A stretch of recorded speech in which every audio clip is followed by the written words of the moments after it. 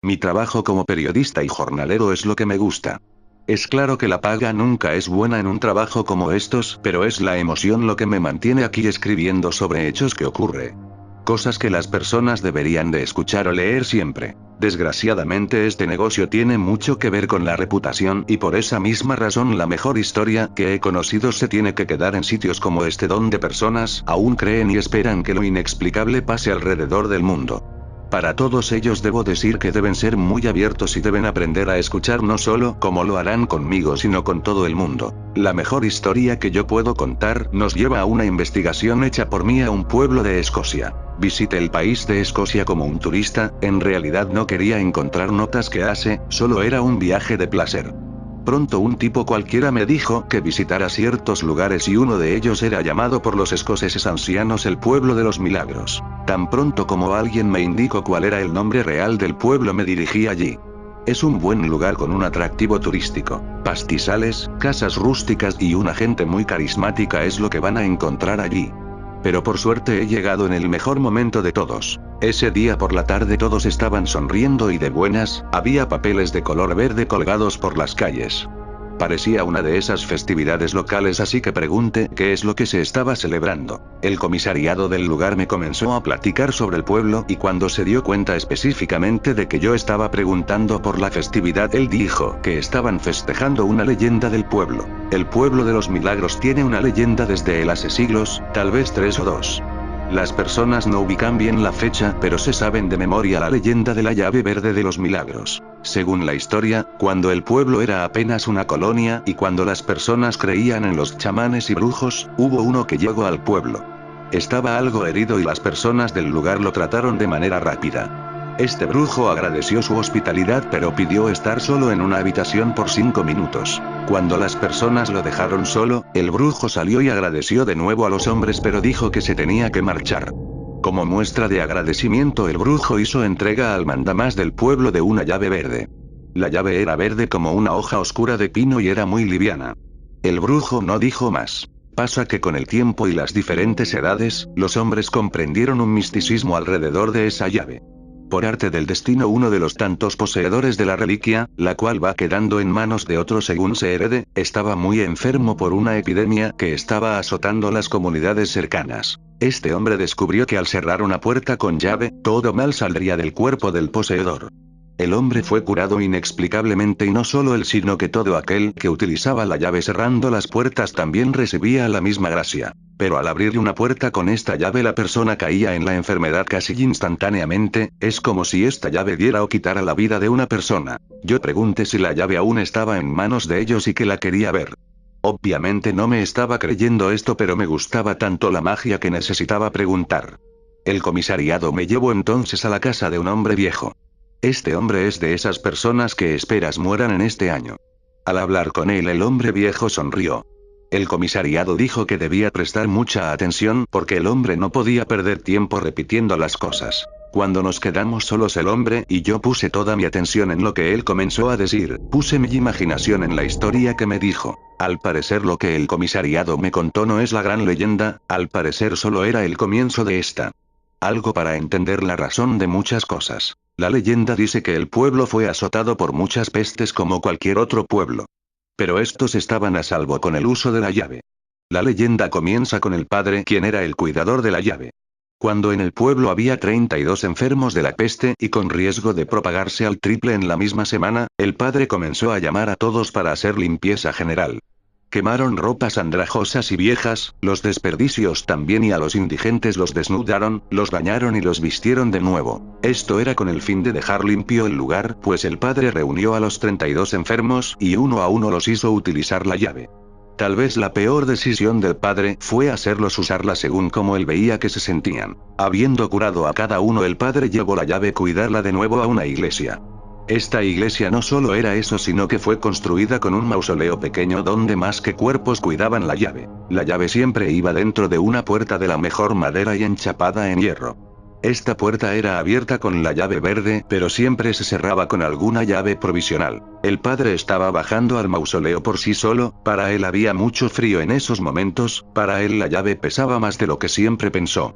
Él creía que las cosas se veían fuera de lugar, como si algo perturbara el ambiente.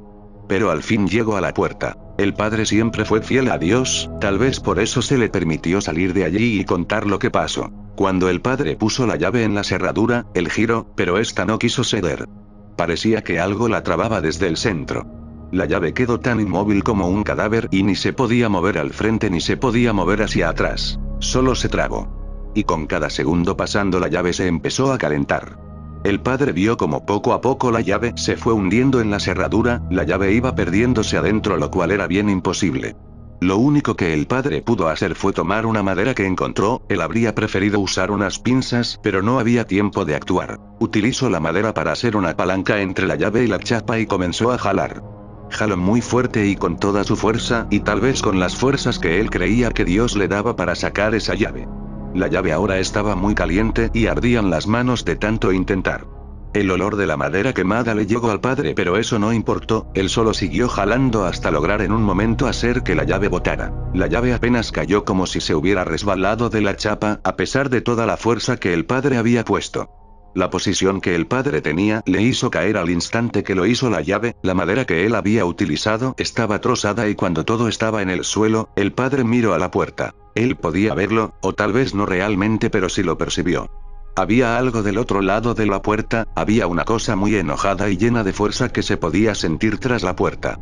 Pero también era una cosa consciente, era una cosa que tenía una sonrisa y que con una sonrisa te podría hacer daño. El padre tuvo miedo, terror podría decirse. Ese miedo no era lo desconocido porque él sabía exactamente qué estaba tras la puerta, y sabía que esa cosa quería la llave. Había un silencio en la habitación, el peor de todos los silencios. El silencio que hay tras una mala noticia. Tras una muerte. Tras una batalla. El silencio era su peor preocupación. En un segundo él miraba fijo a la llave y en el siguiente un crujido muy fuerte lo hizo gritar a todo pulmón. El crujido fue de un golpe y venía de la puerta, el padre miró como de la puerta saltaron astillas y como se comenzó a doblar. Otro crujido paralizó completamente al padre y a la vez hizo que la puerta se viera como si estuviera siendo asediada. Las astillas ya se comenzaban a salir de la puerta. Y en el siguiente crujido pasó lo imposible. La puerta se dio, había algo parecido a un hoyo y del algo salía moviéndose, pero en realidad no se veía que la puerta se abriera. Las astillas cubrían bien para que no se viera nada al otro lado de la puerta. Pero algo seguía saliendo de allí y así mientras salía las astillas lo recubrían. Era un puño y el puño despedía mucho calor, ese puño iba saliendo con dificultad y mientras más salía más se rompía la puerta y cada pedazo que caía de la puerta se iba directo a cubrir ese puño. El padre volvió en sí creyendo lo que veía, el padre acercó la llave a ese puño y el puño la tomó, se abrió y salieron 5 dedos. Todos cubiertos en la madera que ya no parecía eso sino aserrín. El puño tomó la llave y el acomodó con sus 4 dedos en la palme y así poco a poco volvía hacia atrás. Y ese brazo se hacía pequeño y los dedos también. Y cuando iban regresando tardaban mucho en hacerlo, iban desapareciendo lentamente. El padre quería ver esa cosa, quería ver de dónde venía tanta fuerza, quería comprobar lo que sucedía. En pocas palabras solo quería respuestas. Buscó en sus bolsillos la llave que utilizó para cerrar la puerta cuando la había dejado. La encontró y justo al encontrarla la llave verde se desaparecía en el agujero. Al momento que el metal se dejó de ver en la madera todo se derrumbó. Toda pieza de la puerta se cayó al mismo tiempo. Como si la hubiesen acomodado y la fuerza fuera lo único que le hacía sostenerse. El padre abrió la puerta tan pronto como pudo. Apenas abrió y toda la madera cayó. Las sombras al interior le dejaron ver. No había una luz clara, la luz estaba en su espalda y frente a él, la sombra de la habitación de roca. Nada podría entrar y nada podría salir. Pero el padre lo vio, el hombre del vestido raro. El hombre con belleza. Quien no solo tenía una llave en sus manos sino que eran varias. El hombre que le guiñó el ojo al padre. Y luego no salió de la habitación, y tampoco entró a ella pero él abandonó y con él la llave. El padre estaba seguro de lo que vio. Y dedicó gran parte de su vida a escribir lo que le había sucedido, siempre tratando de recordar cada instante. Siempre tratando de dibujar el rostro del hombre con traje rojo. Rojo oscuro. El viejo dice su padre era uno de los hombres que la llave curó, dice que la llave según su padre era hermosa y que tenía detalles muy finos. Luego de que me contara la historia, decidió platicarme sobre todo aquello que no me interesaba ahora. Me contó del pueblo y más cosas. Pero no le presté atención. A nadie le interesan las historias de fantasmas, menos en un periódico. El periodista debe ser objetivo. Pero para nosotros en el internet cada quien es libre de creer lo que quiere. Por eso les dejo aquí la historia. Háganme un favor y uno a cada persona de ese pueblo. Encuentren al hombre rojo.